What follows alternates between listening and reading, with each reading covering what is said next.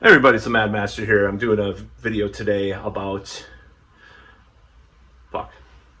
Everybody, it's the Mad Master here. I'm doing a video today, and this is kind of a little bit something different for my channel. I haven't done this in a while. And this is kind of a throwback to the old YouTube where you did response videos to other videos and stuff. And you actually used to be able to actually put the video, like click on the video and include it in your video description. Like it had a process for that you can do back in the day. I just remembered that. But anyways, this is a response to a recent Styxhexenhammer666 video about DEI. And I'm not going to go through the video in this video as far as playing it on the side or something like that. Of course, I'm going to be getting a new computer, so hopefully soon. And the problem with my PC, I have a Mac right there, and I could probably use it for videos as well, but I'm kind of, well, it's kind of for other purposes and stuff. I might actually do some music stuff on there, though, because I do have Logic on it. So, but I'm going to try to get a different computer and use some of my software, because my computer's over 10 years old now, my PC, and I have bought some software. But having more RAM, I was unable to increase my RAM too much on this old computer, and just it has a lot of problems. The hard drive's fine, but everything else. So I'm going to probably get another computer and start doing more professionally done videos. I'm going to try my best, because there is some upcoming videos I'm going to do where I do anyways, do that. So anyways, this is a response to his DEI video, Styxhexenhammer, and how he calls it communist, and the identitarian stuff it's just them trying to do communism in a different way. And this is a James Lindsay kind of logical fallacy as well. This is my opinion on the DEI thing and why class got replaced by identitarianism. Now, one of the false things he says is that after the fall of the Soviet Union, people realized that class was no longer an issue, or just the way he implies the communists didn't want to do class anymore or something like that. And I really have a huge gripe about that, because for one, we've seen the class issue come up ironically more from the right now, not more from the right nowadays, but equally or increasingly from the right wing. Donald Trump's election was a lot about, blue collar workers losing jobs to overseas manufacturers and stuff like that, because these Rust Belt states won him the 2016 election. So they also, no, I'm not going to say that. I'm not going to get into that. I was going to make a joke about the 2021, but I'm not going to talk about that in this video. Very complicated stuff. So this is one thing that he doesn't realize, that class is no. It's like he thinks that the communists just took the identitarian thing, but even as early, as recent as the Occupy movement, the left was about class stuff. So it's complete nonsense where he talks about that. I think he knows better. I think he tries to frame things to appeal to his audience and pander to them. That's my opinion. I think he's a very smart guy. I don't think he's that stupid. He knows about Occupy, and that was the early 2010s, 2010, 11. The Occupy thing, Occupy Wall Street, was a left class-based thing that came after the fall of the communist countries. Yes, it happened. So he's wrong there. Another thing he's wrong about, and this is something I will restate again and again and reiterate, is the idea that the left or the Democrats or whatever took these identity politics and they took it over because class doesn't or it's a lot more insidious than he puts upon this whole thing. My opinion is that the class thing got thrown out because the globalization movement wanted to come out with, they wanted to co-opt a lot of these ideas to push their form of capitalism upon the world. This is way worse than, communists taking over. Now, a lot of the left went along with them. That's true.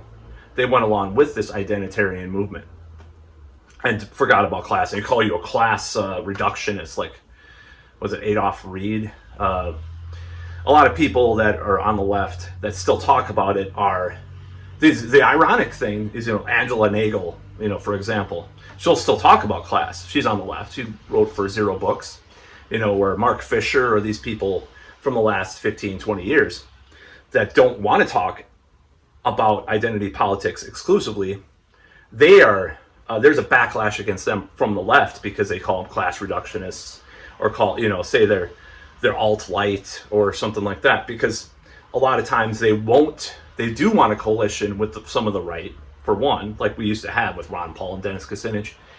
And they also, another thing about this is they will attack woke culture for various reasons, just like Angela Nagel, or and it's kind of like the shift between the immigration thing, because she talked about immigration, and that's pretty much verboten on certain parts of the left nowadays, because you're supposed to just be pro open borders and stuff like that. So she got attacked, and other people on the left got attacked. And I still follow, Do Dissidents is one of the best channels on YouTube for leftist content, whatever you want to call leftist. Sometimes they do have some people that I do not like their ultimate end goal on the podcast. But Russell Doblar, particularly, I identify with a lot of his ideas. He's even a Maiden fan too, a metal fan, so it's kind of cool too. But it's I watch him and watch his Keaton Weiss. Wait, what's his last name? And I really identify with a lot of stuff they say, and they attack woke culture as well from a different perspective, from a different point of view. So this whole idea that, the communists just shifted gears because they want power and control over everybody. Now, it's partially true that the identitarian woke politics is being used by people, but it's not actual. I mean, in part, it's not actual leftists. It's actually the elites that threw away the class thing, because the class thing is a threat to them, as Occupy Wall Street and, dare I say, Donald Trump's election have exemplified, even though I don't think Donald Trump is truly for the working class. But the fact that he gave lip service to it is very threatening to the power structures. So take out the class thing, throw it away, and just take this identitarian politics. Grifters come along, some of the BLM people and some of the, some of these professors and stuff pushing CRT. Throw away the class thing. Let's forget about that. Let's forget that our stuff is manufactured by near slaves or slaves sometimes. Let's forget about the fact that these third world countries are basically, these people are living on cots. Let's throw away that stuff, or at least stop thinking about it. Now, there is part of the left. Part of the left still talks about billionaires. Part of the left still talks about sweatshops. Part of the left still does. But the major establishment people do not talk about that stuff. And they ignore it outright and support the military-industrial complex with Ukraine, a lot of times with Israel nowadays. So this whole notion that the communists just shifted gears and talked about DEI instead because the class thing, because capitalism was triumphant in this battle, is just totally illogical and totally wrong. It's not true. It's way more complicated than that, is my point. Now, there are probably people on the left, want power, communists that did shift gears. There's people that have all sorts of weird ideas, and they think by pushing these identitarian ideas that they'll get their utopian society. No, I won't deny that there's probably a portion of people like that. But for the most part, it's totally about the elites, dare I say globalists or globalization people, or whatever you want to call it. I'm going to be actually doing some reviews of these books I've recently read that are really good about some of these subjects coming up. I know people don't want to talk about politics. Whatever. I figured I'd do this video as kind of one of those videos, because I do have things to say still. I don't care. It is true, that, what was I trying to say? But yeah, it's true, that some of these people probably did shift gears and stuff. That's my whole point.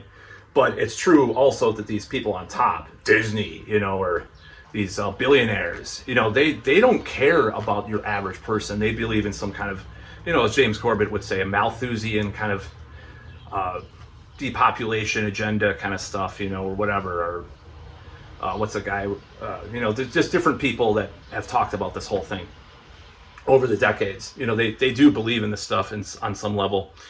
And even if you don't buy into their belief or the belief that they believe these things, there still is that sense that they do not view your people on the ground, the average person, as a good person. They view as plebs.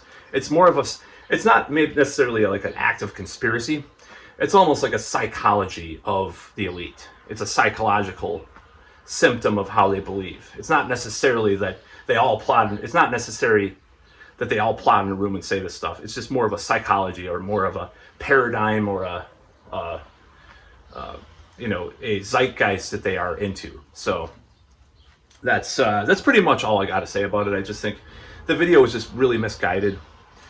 Now, it's true, like I said, it's true partly what he says, but he's just missing the big picture. I don't think neoliberals, globalists, and globalists, let's just put neoliberals as what they call them today, look it up, and neocons, that's the slang term, the verbiage used in a slang way, or the literal definition mixed together, kind of a nebulous kind of idea of these two groups known as globalists.